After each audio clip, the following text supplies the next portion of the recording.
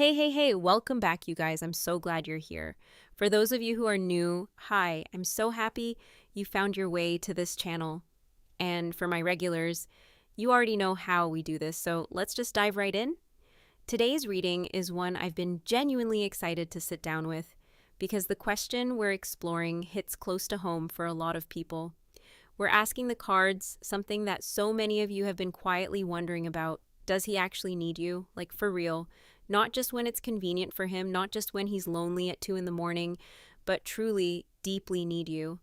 And please drop a comment and let me know how this lands for you. I read every single one and it genuinely makes my day. All right, let's get into it. Okay, so first card up, we have the Hanged Man. Upright. Just sitting there staring back at me like it has something very important to say. And it absolutely does. The Hanged Man is one of those cards that people see and immediately think, oh no, that's bad. That's stuck energy. That's a dead end. And I need you to pump the brakes on that right now, because that is not what this card is saying here. Not even close. What the Hanged Man is telling us is that this man is suspended. He is literally hanging in the middle between yes and no, between moving toward you and walking away for good. He has not made a decision. And here's the part that's really important. He cannot make a decision. Not because he's lazy, not because he doesn't care, but because both sides of this thing are pulling at him with equal force. Let me paint you a picture. You know that feeling when you're standing at a crossroads and both roads look equally terrifying? Like, you know that going left means one kind of pain and going right means a completely different kind of pain, and you just stand there? That is him right now. That is his entire internal world when it comes to you. One part of him, and this is the part he does not want to look at, is absolutely struggling without you. Like, genuinely struggling, not in a dramatic texting you at midnight kind of way necessarily, but in that quiet, hollow, something is missing kind of way that follows you around all day. He feels it when something funny happens and you're the first person he wants to tell. He feels it when things get hard and he realizes he doesn't have that one person in his corner the way he used to. That absence? It's loud for him, even when he's pretending it isn't. But then there's the other part, the part that keeps saying, no, don't go there. You know what happens if you go there. And that part is loud too. So he just hangs. He stays suspended. He tells himself he's fine. He's moved on. He's good. And then something reminds him of you and the whole cycle starts all over again. The Hanged Man also carries this energy of a forced pause, like the universe itself has put him on hold until he figures something out. He hasn't earned the right to move yet, in a spiritual sense. There's a lesson here he hasn't fully sat with. And until he does, he's not going anywhere. Not toward you, not away from you, just there. Hanging. And here's what I really want you to hear. The fact that he cannot say no, that is not nothing. That is actually everything. Because if you truly meant nothing to him, the Hanged Man would not be here. Indifference doesn't look like this card. Indifference looks like moving on without a second glance. This is a man who is fighting with himself. And the thing he's fighting against is how much he actually needs you. This one. This one is so him. We have the Devil. And before anyone closes out of this video, stay with me. Because the devil in this context is not what you think it is. The devil is not about evil. It's not about bad intentions. What it's actually about is attachment, dependency. That feeling of being chained to something you can't walk away from, even when part of you is desperately trying to. And in a position about how he feels about you, this card is incredibly revealing. He needs you, like genuinely, deeply needs you, and that need is scaring him half to death. Here's the thing about the devil that most people don't talk about. Look at the figures in the card. They're chained, but the chains are loose. They could take them off, they could walk away at any moment, and yet they stay. Not because they're forced to, but because some part of them doesn't want to leave. Some part of them has gotten so used to this thing, so wrapped up in it, that the idea of actually being free from it feels worse than staying bound. That is exactly what is happening inside him right now. He has tried, I promise you, to not need you. He has told himself the story. I'm good on my own. I don't need anyone. I've got my life, my routine, my independence. He has probably even convinced himself for stretches of time that he's totally fine. And then something cracks. Something reminds him of you, or something goes wrong and you're the first person he thinks of, or he's lying in bed at 3 in the morning and the silence gets too loud. And all of that I'm fine energy just collapses. Because here's what the devil is really pointing to. Like, this is not a casual thing for him. You are not someone he can just file away under people from my past and move on from cleanly. You got under his skin. You got into the parts of him that he keeps locked up and doesn't show people. And now he can't unfeel that. And this is the part that's so frustrating to watch from the outside, he is terrified of what admitting that would mean. Because needing you means depending on you, and depending on you means you have power over him. And that is the thing he cannot stand. The idea of someone else holding that kind of weight over his life, his emotions, his sense of self, it goes against everything he has built around himself. The devil is also very much a card about control, about the ego's grip on things. He has spent a long time being the one who doesn't get too attached, the one who keeps a little distance, keeps his options open, keeps himself protected, and you blew right through all of that without even trying. You didn't chase him. You didn't make yourself small to fit into his life. You just existed fully, completely, unapologetically. And somehow that got to him more than anything else ever has. So now he's sitting with this impossible tension. He wants to say no to you. He wants to be done, to be free, to stop feeling this pull. But every time he gets close to that door, something yanks him back. Because without you, there's this gap, this specific U-shaped gap that nothing else is filling. And the devil paired with the hanged man, y'all, that is such a clear picture. A man suspended in limbo, chained to a feeling he refuses to name out loud. He's not stuck because he doesn't know what he wants. He's stuck because he knows exactly what he wants and it terrifies him. Next card, and I want you to really sit with this one because this card is doing a lot of heavy lifting in this reading. We have the High Priestess, upright. And honestly, I could not have pulled a more perfect card for this position if I tried. The High Priestess is one of the most powerful feminine energies in the entire deck. She sits between two pillars, one dark, one light, and she holds this scroll in her lap that she's not fully showing you. There's a veil behind her, a moon at her feet. Everything about her says, I know things, deep things, and I am not going to hand them to you. You have to come to me. That is you. That is the energy you carry for him. And here's what's so fascinating about this card in this position. Like, he is not just attracted to you. He is magnetized by you. There is a difference. Attraction is surface level. It's looks, it's chemistry, it's fun. What the High Priestess is describing is something that operates on a completely different frequency. It's like you have this gravitational pull that works on him below the level of logic. He can't explain it. He can't argue himself out of it. He can't sit down and make a pros and cons list that makes it go away. It just is. You represent something to him that he has never quite encountered before, this deep, still, knowing, feminine energy. You don't perform for people. You don't shrink yourself to make others comfortable. You don't give everything away all at once. And that mystery, that sense that there are layers to you he hasn't reached yet, that there are depths he hasn't touched, it pulls at him constantly. But here's where it gets complicated, because the High Priestess is also a card of the subconscious, of the inner world, of all the things that live below the surface that we don't always want to look at. And what she's revealing about him is this. The reason your energy pulls him so hard is also the reason it scares him so much. He is terrified of falling, not just falling for you, falling into you, losing himself in this thing, because he can feel on some level that if he really lets himself go there, if he stops holding back and stops keeping that careful distance, he might not come back the same. You are the kind of woman who changes people, who leaves a mark, and he knows it. The High Priestess rules the unconscious mind, intuition, and the parts of ourselves we keep hidden even from ourselves. And what I'm seeing here is that his feelings for you have taken root in those deep hidden places. This isn't something he can just think his way out of. It's not a surface level crush he can distract himself from. It has gone down into the foundation of him. And that is exactly what he's afraid of. Because if you have that kind of access to him, if you can reach the parts of him that nobody else gets to, then you also have the power to devastate him.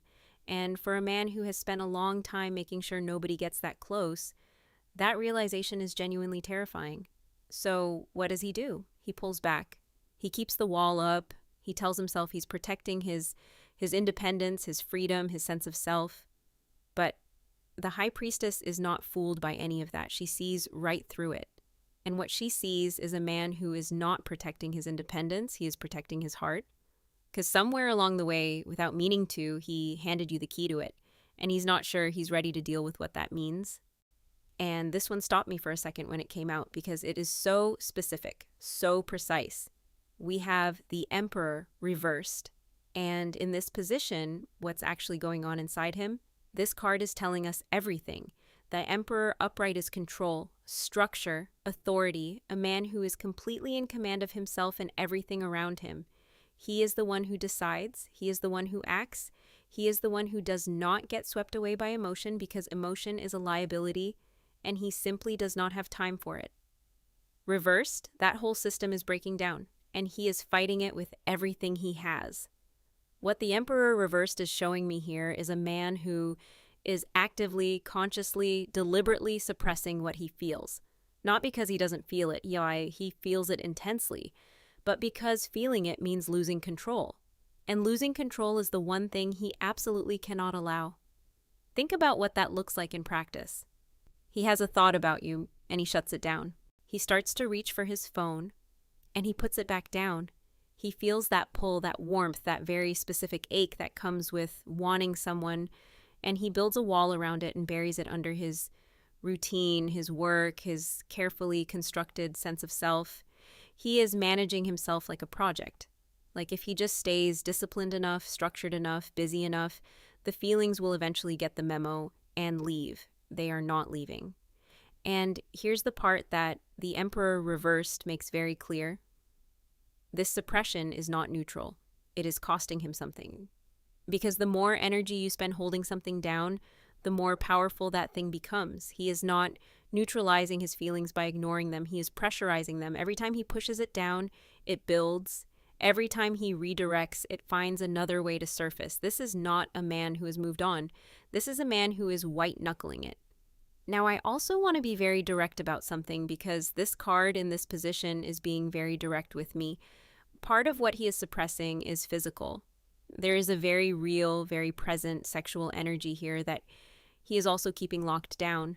The Emperor reversed in the context of desire speaks to someone who is acutely aware of that pull, the wanting, the chemistry, the very specific kind of tension that exists between two people who have that kind of connection, and is choosing consciously to not act on it. Not because it isn't there, but because acting on it would mean opening a door he's not sure he can close again. And that is the real fear underneath all of this. Not just emotional vulnerability, I mean, and physical vulnerability too. The kind that comes with letting someone that close to you, because intimacy, real intimacy, requires you to put down the armor. And the Emperor reversed is a man whose armor is the only thing he trusts right now. So he holds it all in. He keeps the structure up. He maintains the distance. He tells himself this is strength. But the Emperor reversed knows the truth. This is not strength. This is fear wearing the costume of control. And somewhere in the quiet moments when the walls come down just a little, he knows it too. And okay, I need you to take a breath with me before I talk about this one because this card is heavy. This card is honest, and it is going to explain a lot. We have the Ten of Swords, and it is sitting right here in the position of how he sees this relationship. The Ten of Swords, a figure face down, 10 swords in the back, the sky dark behind them, and this is important, the horizon is just starting to lighten. Dawn is coming, but right now, in this moment, all he can see is the dark. He believes this is over. That is the blunt truth of this card in this position. In his mind, in his story, in the narrative he has built around what happened between you two, it ended, it fell, it collapsed, and he was there for the collapse. He felt every single one of those swords. Now here's what I need you to understand about the Ten of Swords. This is not a card of indifference. You do not get 10 swords in your back over something that didn't matter. This level of pain, this level of finality, this kind of wound, that only happens when something was real. When something meant something, the depth of the ending reflects the depth of what was there. So he's carrying this, he has filed this relationship under like finished, under done, under something that was real and beautiful and is now gone. And he has tried to make peace with that. He has tried to close the chapter. But here's where this reading gets really interesting. Because the Ten of Swords is sitting right next to everything else we've pulled today. The Hanged Man, the Devil, the High Priestess, the Emperor reversed. All of this unresolved, churning, suppressed magnetic energy, and then the Ten of Swords. I've decided it's over. Those two things cannot both be fully true at the same time. And that contradiction is exactly where his pain is living, because the situation is not actually closed. That's what the rest of this reading is screaming. The feelings are not gone, the connection is not severed, the door is not fully shut. But he has told himself it is. He has tried to nail it closed, and yet every morning he wakes up and the feelings are still there, the thoughts are still there, the pull is still there, and the door is still cracked open just enough to let the light through. That is the trap he is in. And it is genuinely painful. He is grieving something that isn't fully dead. He is trying to mourn a loss that hasn't fully happened, and there is nothing more exhausting than that. Trying to be done with something that refuses to be done with you. Trying to move on from something that keeps moving with you no matter how far you walk. The Ten of Swords also speaks to a feeling of defeat, of having tried and failed. Maybe he reached out before and it didn't go the way he hoped. Maybe he pulled back and expected the feelings to follow. Maybe he made a decision, consciously or not, that ended things, and now he's living in the aftermath of that decision and realizing it didn't bring the relief he thought it would. Instead, it brought this, the swords, the weight, the quiet, persistent ache of something unfinished that he doesn't know how to finish. And that dawn on the horizon, or that faint light just starting to break through, that is not nothing. The Ten of Swords always carries that. The promise that this is the lowest point, that from here something shifts. He just hasn't let himself look up long enough to see it yet. Next card, and this one is going to land. We have the Star. And in this position, how he sees you, how he sees this connection, the Star is one of the most telling cards we could have pulled. The Star is hope. It is beauty. It is that thing you look up at in the dark and feel something lift inside your chest. It is the card of the ideal, of the vision, of the thing that feels almost too good to be real. And yet there it is, shining, undeniable, impossible to look away from. That is what you are to him. You are not just a woman he liked. You are not just someone he had a connection with. In his mind, in his heart, in the way he has stored you, you are the dream, the standard, the one he measures everything else against and finds everything else lacking. He has a version of you that lives in his head, and that version is luminous. It is every conversation that went deep, every moment that felt electric, every time you said something that made him think, nobody else thinks like that. Nobody else sees things the way she does. Nobody else makes me feel like that. He has collected all of those moments and built something out of them. And what he built looks exactly like the Star.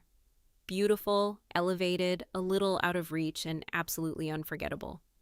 But here's the part of this card that I really need to sit with. Because the Star also carries something underneath the beauty. It carries longing. It carries distance. You look at a star, you don't touch it. You admire it from where you are, and there is something in the way he holds you in his mind that has that same quality. This reverence that keeps you just slightly out of reach, his dream girl, his ideal, the one he put on a pedestal so high that he talked himself out of actually reaching for her. And now, and this is where the Ten of Swords from the last card connects directly to this one. He was the one who walked away. Let that sit for a second. He had this. He had the Star. He had the woman he considers his ideal, his dream, the one he can't stop thinking about. And he left, whether it was fear, whether it was timing, whether it was that Emperor reversed energy we talked about, the need to stay in control, to not fall too hard. He made a choice, or a series of choices, that created the distance that exists now. And the Star in this position is telling me that he knows it. He knows what he walked away from. He is not sitting in some comfortable delusion that it wasn't that serious or that he made the right call. He is sitting with the full weight of, I had something rare, something real, something most people spend their whole lives looking for, and I let it go. That is a specific kind of pain, the kind that doesn't come from losing something that was taken from you. It comes from losing something you gave away yourself, because then there's no one else to blame. There's no outside force to point at. There's just the choice you made and the empty space it left behind. The star is also a card of healing and renewal. And what I find so significant about it here is that even in his recognition of the loss, even in that grief, there is still this light. He has not given up on the idea of you. He has not closed his heart to what this could be. The dream is still alive in him. The hope is still there, even if he doesn't know what to do with it, even if he's too proud or too scared to act on it. He lost something important. He knows it. And the star is the part of him that hasn't stopped believing it might not be too late. Next card, and this one is so tender, so specific. We have the Four of Wands, and in this position, what you represent to him, what you give him that he can't find anywhere else, this card is saying something really beautiful and really important. The Four of Wands is home. That is the word at the center of this card. Not a house, a home. The feeling of arriving somewhere and your whole body exhales. The feeling of being somewhere safe, somewhere warm, somewhere that holds you without asking anything from in you. The garlands, the celebration, the open door. This is a place where you belong, where you are known, where you can put down everything you've been carrying and just be. That is what you are to him. You are the feeling of home. And I want to be precise about that because it's not a small thing. A lot of people in his life probably care about him, probably like him, probably enjoy his company. But caring about someone and being someone's home are two completely different things. Home is rare. Home is the specific combination of warmth and safety and ease and being truly seen that most people spend their entire lives searching for. And he has found it in you. When he is around you, or even when he just thinks about you, something in him settles. The noise quiets. The armor gets a little lighter. That constant hum of having to perform, having to manage, having to be the emperor in control of everything, it softens. Because with you, he doesn't have to work so hard at being okay. He just is. The Four of Wands also speaks to reliability, consistency, the kind of presence that doesn't shift depending on the weather. And that is something he has not had in a long time, maybe ever. He has had excitement, he has had passion, he has had people who were thrilling in the short term and exhausting in the long term. But the steady, grounded, genuinely warm energy that you carry, that is something different. That is something he didn't know he was starving for until he tasted it. And now that he knows what it feels like, now that he has felt that specific exhale that only happens around you, the absence of it is loud. It is one of the things that makes the silence between you so hard for him. Because it's not just missing a person, it's missing the only place that has felt like rest in a very long time. There's also a celebratory quality to the Four of Wands that I don't want to skip over. This card carries joy, genuine, uncomplicated joy.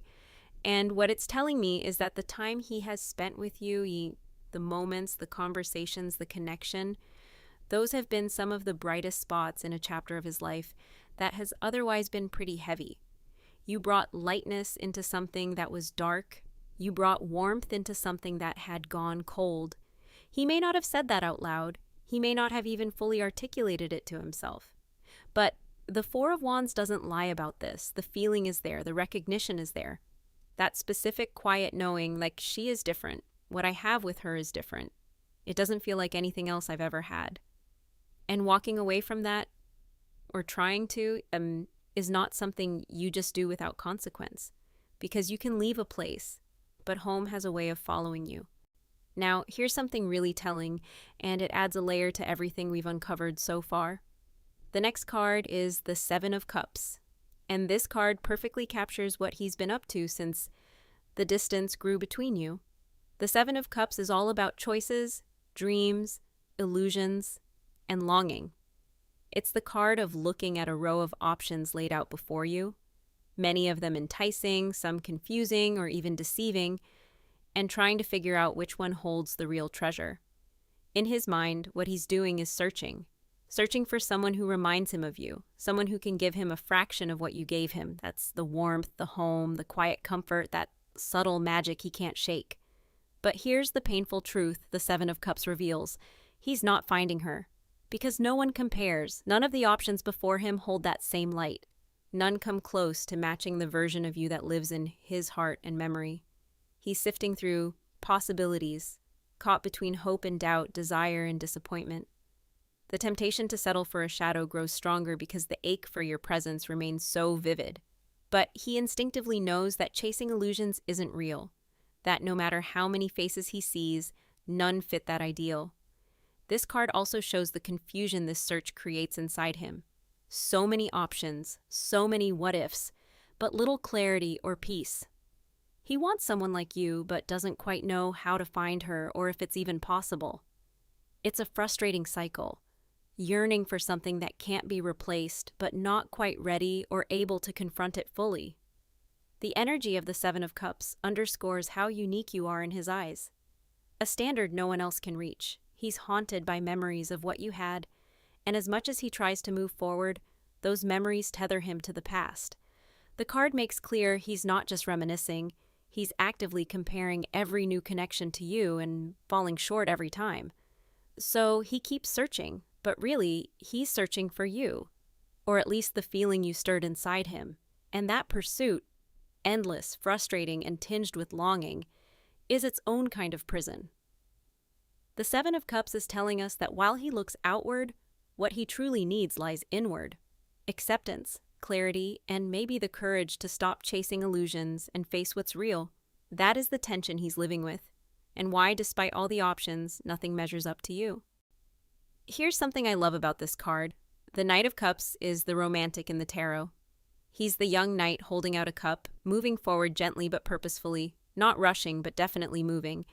He carries the energy of a man who's preparing to act, who's working up to a decision, stepping towards something with real feeling behind it. That is exactly where his headspace is right now. In his mind, he wants to be with you. He wants to build something real, something lasting. This isn't casual or fleeting. It's thoughtful, intentional. He's been rehearsing how it might go, what to say, how to say it, when the right moment might be. The texts he hasn't sent, the calls he hasn't made, they live in his imagination. He's been sitting with this plan, and the truth is, he's almost there. You know how many times he's mentally walked away from you? More times than either of you probably realized. He's told himself, that's it, I'm done, I'm moving forward. But every time in some quiet corner of his mind, he comes right back. Because something about you won't let him go. A pull he can't quite explain, a tug on his heart that defies logic. The Knight of Cups is also about romantic intention. This is a man who wants to approach you with his heart open, to be vulnerable in a way he maybe hasn't been before. He isn't looking for a casual, hey, what's up message. No, he's wanting to move things forward, to find clarity, to shift into a new, deeper level with you. What's crucial here is how this move needs to happen. He needs it to come from him. It has to be his choice, his conscious, deliberate step. Because if you reach out first, if you take that step on his behalf, the dynamic changes. For him, the tension melts, and he can slide right back into that push and pull cycle without truly committing. But if he gets there himself, if he initiates, owns it completely, that signals real transformation, real intention. So here he is, watching and waiting, not standing still exactly, but holding back until he feels ready to bridge the gap himself. This moment, when he finally steps forward, will be different. It will be real. It will come from a place of integrity and openness. And that waiting, though frustrating for you, is actually the sign of something promising. Because the Knight of Cups never moves without his heart engaged. He's moving closer to you, slowly, purposefully, with full intention, ready to build if you'll meet him halfway. Now, here's something to prepare for, because the next card is the Eight of Cups, and it's key to understanding how he'll make his move, if and when he does. The Eight of Cups shows a figure walking away from a stack of cups under the moonlight, stepping into the unknown. It's a card of leaving behind what no longer serves, of turning away from familiar but unfulfilling situations, and doing so quietly, sometimes suddenly, and from a deeply personal place. If he reaches out, it won't be predictable. It won't be when you expect it to come, because that's not how this energy works. This card speaks to a move that comes out of nowhere, unannounced, spontaneous, almost like a surprise. He won't send signals or advance step by step. Instead, he'll appear at a moment when you might have convinced yourself he's moved on, or that he's not coming back. That's the energy the Eight of Cups carries. The quiet, sometimes solitary decision to walk away, or to walk back, but on one's own terms and timing. He's deeply wrestling inside, standing at the crossroads we saw with the Two of Wands, wanting you, yet cautious about what it means to truly commit or be vulnerable. And that deep internal flip-flop can keep him waiting, holding back, until suddenly something shifts enough inside him to break through all that hesitation. When it does, the move to reconnect will feel sudden and out of the blue. It will catch you off guard because he hasn't been signaling it or building up to it. It's the card of someone who makes the leap quietly, without fanfare, once the inner work is done. So be ready for that moment. It might not arrive when you're looking, not after the patterns you've come to expect, but when it does, it will be from a place inside him that has wrestled long and hard with his own fears and doubts. This will be a genuine step, one that surprise and uncertainty pave equally. The Eight of Cups tells us this: he's still in that internal story, still processing the two paths in front of him, but when he chooses, it will be fully his choice, and he will step forward with intention, even if the timing feels like it came out of nowhere. Okay, let's bring this home because this reading is so rich, so layered. I want to make sure we see the full picture. So, what has he figured out about you right now? Number one, and this is the big one, he has figured out that you are a mystery, that you are a woman who cannot be fully known. The more he tries to understand you, the more questions he ends up with. You are a blank card to him. Read me if you can, and he can't. And that is driving him absolutely wild. Number two, he has understood your depth. You are not a simple woman. You have a rich inner world. You have layers. You cannot be read in one sitting. He used to think he had you figured out. Now he knows. Not even close. Number three, he has understood your independence. You do not need him. You are living your life beautifully on your own. His money, his status, his attention, none of it will keep you if you don't want to stay. And that both amazes and unsettles him. Number four, he has understood that he is in love.